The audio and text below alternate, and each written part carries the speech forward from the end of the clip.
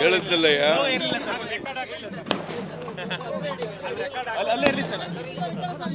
October 2ನೇ ತಾರೀಕು ಮಹಾತ್ಮ ಗಾಂಧೀಜಿಯವರ ಜನ್ಮದಿನೋತ್ಸವ.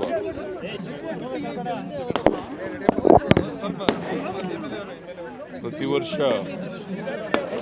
ದೇಶಾದ್ಯಂತ ಮಹಾತ್ಮ ಗಾಂಧೀಜಿಯವರ ಜನ್ಮದಿನೋತ್ಸವವನ್ನು ಆಚರಣೆ ಮಾಡಿ ಅವರನ್ನು ಸ್ಮರಿಸ್ಕೊಳ್ತಕ್ಕಂಥ, ಅವರು ಹೇಳಿದಂಥ ದಾರಿನಲ್ಲಿ ನಡೀತಕ್ಕಂಥ ಪ್ರಯತ್ನವನ್ನು ಮಾಡ್ತಾ ಇದ್ದೀವಿ. ಮಹಾತ್ಮ ಗಾಂಧೀಜಿಯವರು ದೇಶಕ್ಕೆ ಅವರ ನೇತೃತ್ವದಲ್ಲಿ ಸ್ವಾತಂತ್ರ್ಯ ಬರಲಿಕ್ಕೆ ಕಾರಣಕರ್ತರಾಗಿದ್ದರು. ಅವರ ಹೋರಾಟದಿಂದ ಇವತ್ತು ನಾವೆಲ್ಲರೂ ಕೂಡ ಸ್ವತಂತ್ರರಾಗಿದ್ದರೆ ಅವರ ಹೋರಾಟ ತ್ಯಾಗ ಬಲಿದಾನಗಳಿಂದ ಆಗಿದೆ.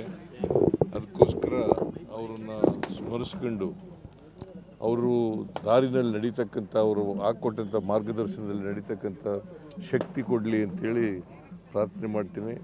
ಮತ್ತು ಇದೇ ಸಂದರ್ಭದಲ್ಲಿ ಲಾಲ್ ಬಹದ್ದೂರ್ ಶಾಸ್ತ್ರಿ ಅವರು ಕೂಡ ಮಾಜಿ ಪ್ರಧಾನಮಂತ್ರಿಗಳು, ಅವರ ಜನ್ಮದಿನೋತ್ಸವವನ್ನು ಕೂಡ ಆಚರಣೆ ಮಾಡ್ತಾ ಇದ್ದೀವಿ.